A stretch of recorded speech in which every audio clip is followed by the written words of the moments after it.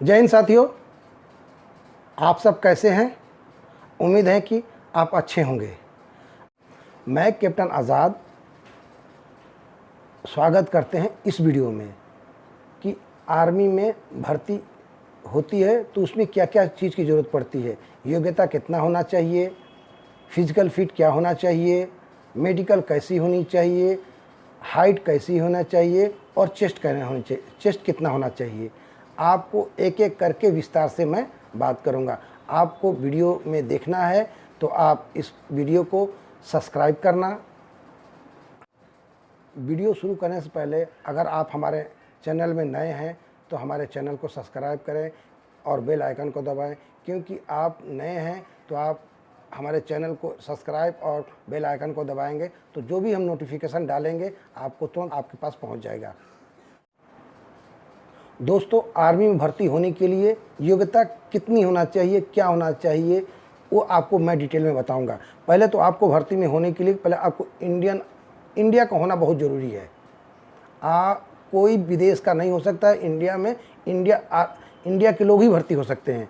दूसरा, जीडी के लिए मैं ख़ास तौर से ये बता रहा हूँ कि क्या क्या योग्यता होना चाहिए। सोल्जर जीडी, जिसमें आपको सर्टिफिकेट जो आपका मार्क्स होता है 45% मार्क्स आपके होना चाहिए और हर विषय में, हर सब्जेक्ट में आपको 33% होना बहुत ज़रूरी है, क्योंकि आपका 45% से 44% में रहेगा तो आप उस फार्म को नहीं भर सकते हैं।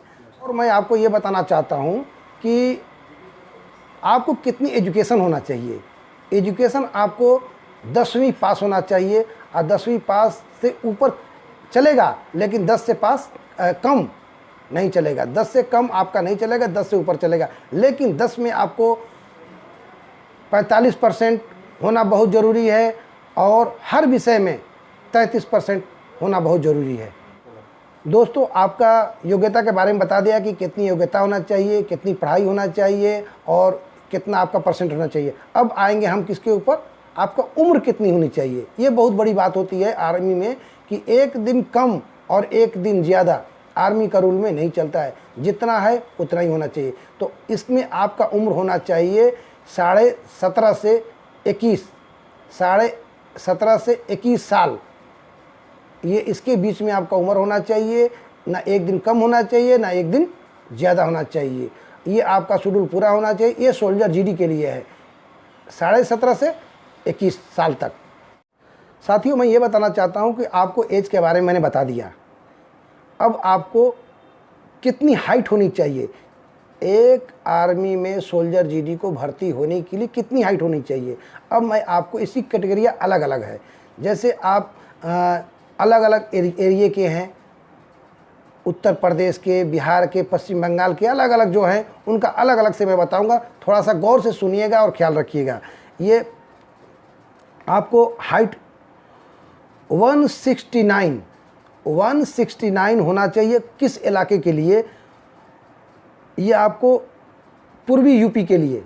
जो पूर्वी यूपी है वो लखनऊ से इस साइड में आता है, इलाहाबाद से इस साइड में, तो वो पूर्वी यूपी कहलाता है। यहाँ के लोगों को हाइट कितनी होनी चाहिए, 169 ये होना चाहिए। और उसके बाद बिहार वालों के लिए भी यही होना चाहिए 169, पश्चिम बंगाल के लिए भी होना चाहिए, झारखंड के लिए होना चाहिए और उड़ीसा वालों के लिए होना चाहिए। कितना, 169 सेंटीमीटर।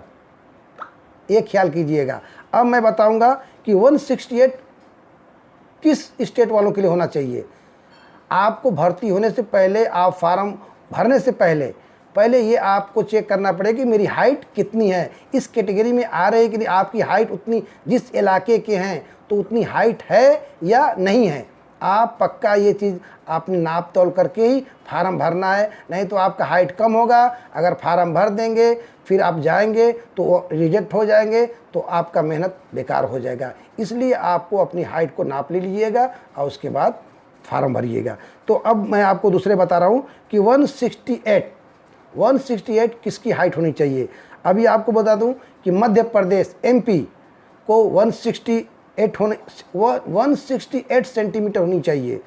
छत्तीसगढ़, गुजरात, महाराष्ट्र, दादर नगर हवेली और दमन एंड द्वीप, ये आपकी स्टेटें हैं जिसको 168 सेंटीमीटर होनी ज़रूरी है। अब आइएगा इससे थोड़ा सा ऊपर 170 सेंटीमीटर, ये किस स्टेट वालों के लिए लागू है? तो आप ये भी ख्याल कीजिएगा 170 पंजाब, हरियाणा, राजस्थान, चंडीगढ़ और दिल्ली, ये स्टेटें हैं जो 170 सेंटीमीटर इनमें आपको होना चाहिए हाइट। दोस्तों आपको मैं बता दिया कि कितनी हाइट होनी चाहिए स्टेट वाइज।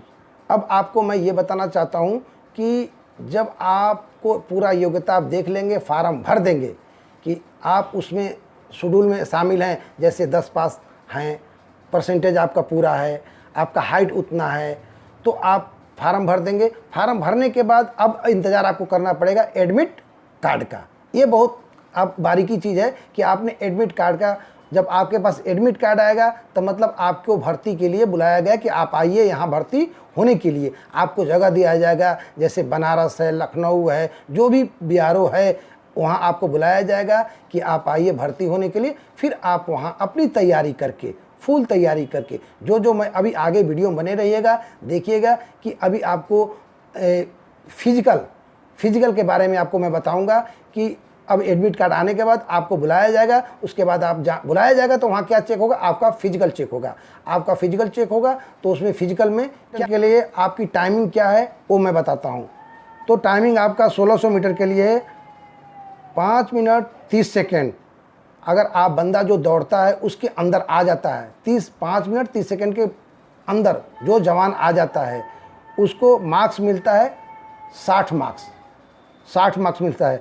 अगर 5 मिनट 31 से 45 आता है तो 48 मार्क्स मिलता है। मेरी बात समझ में आएगा? ये गौर से सोचने की बात है।